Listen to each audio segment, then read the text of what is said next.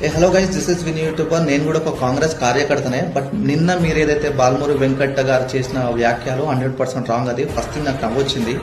So Pawan Kalyan గారిని తెలంగాణ నుంచి తరిమి కొడతాం, ఉరికిచ్చి కొడతాం, ఫ్యామిలీతో పంపించేస్తాం అని చెప్పడం 100% రాంగ్. అది నా క్వశ్చన్ ఏంటంటే, తెలంగాణ ఎవరు జాగిరి కాదు, మీ అయ్యే జాగిరి అసలే కాదు తరిమి కొట్టడానికి. మీరు ఎవరి గురించైనా పెట్టుకోండి, కానీ పవన్ కళ్యాణ్ గారితో పెట్టుకోవడం కరెక్ట్ కాదు.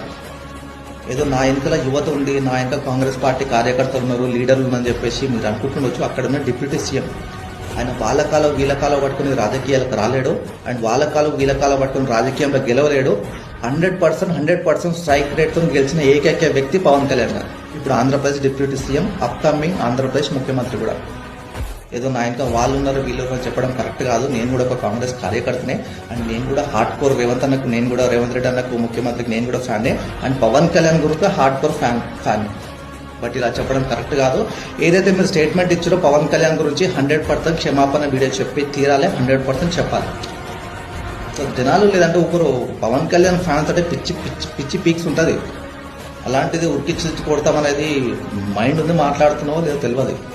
బట్ 100% క్షమాపణ వీడియో చెప్పి తీరాలి. జై పవర్.